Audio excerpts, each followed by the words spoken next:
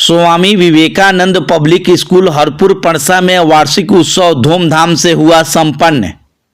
Swami Vivekananda public school Harpur पणसा में वार्षिक उत्सव का आयोजन किया गया, जिसमें विभिन्न सांस्कृतिक कार्यक्रमों का आयोजन किया गया। इस अवसर पर स्कूल के छात्रों ने शारदीय नवरात्रि पर झांकी प्रस्तुति और सत्यम शिवम सुंदरम तांडव नृत्य का प्रदर्शन किया। छठ पूजा, कव्वाली, बिहार गौरव जैसी कार्यक्रम प्रस्तुत कर लोगों को मनमोह लिया। कार्यक्रम में मुख्य अतिथि पूर्व CS डॉक्टर उमेश चंद्र शर्मा ने संबोधित करते हुए कहा कि अभिभावकों को बच्चों की हर गतिविधि पर ध्यान देने की जरूरत है। बच्चों को मोबाइल का उपयोग सीमित करने का आग्रह किया। इसके अलावा उन्होंने गरीब बच्चों की विफलता के कारण असफल होने वाले बच्चों को शिक्षा दिलाने की अपील की। उन्होंने विद्यालय के बच्चों को निःशुल्क स्वास्थ्य प्रशिक्षण करने की घोषणा किया। कार्यक्रम में शामिल सभी अतिथियों को निर्देशक प्रियंका कुमारी, व्यवस्थापक अमरेश कुमार द्वारा संयुक्त रूप से अंग वस्त्र तथा मोमेंटो देकर सम्मानित किया गया। कार्यक्रम का उद्घाटन CS डॉक्टर उमेश चंद्र शर्मा, इंटेलस निर्देशक डॉक्टर विश्वकर्मा शर्मा, शिक्षक संघ के जिला अध्यक्ष विनोद कुमार राय, व्यवस्थापक अमरेश कुमार और डायरेक्टर प्रियंका कुमारी द्वारा संयुक्त रूप से दीप प्रज्वलित कर किया गया। इधर साइड में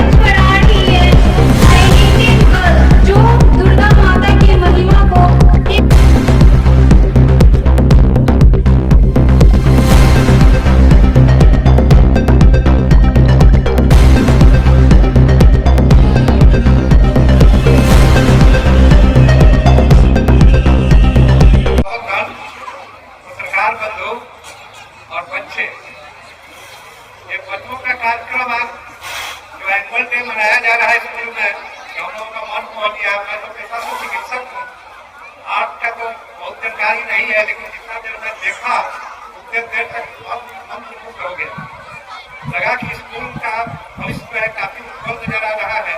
केवल शिक्षा के क्षेत्र में ही नहीं, सर्वांगीण विकास के रूप में स्कूल का भविष्य नजर आया कि काफी ठीक ठाक है।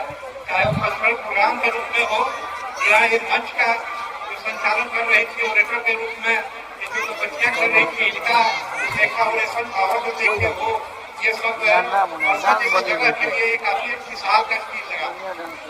ये आने वाले समय में लगता है कि वर्षा कुछ देगा।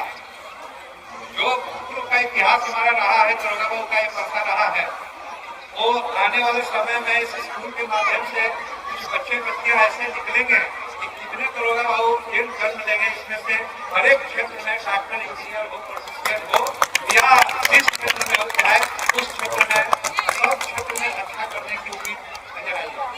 ये देख करके मुझे काफी प्रसन्नता हुई।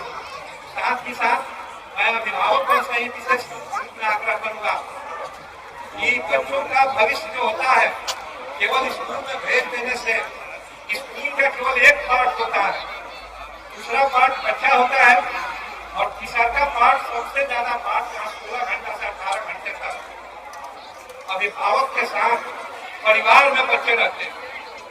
तो उस समय में आप बच्चों के साथ किस तरह से वार्तालाप कर रहे हैं, क्या व्यवहार कर रहे हैं, उसी के अनुरूप ये 4-6 घंटा स्कूल में बिताए गए समय का आकलन कर सकते हैं। उसी के ऊपर आउटकम निकलता है। कोई भी फैक्ट्री का प्रोडक्ट 3 चीज पर निर्भर करता है।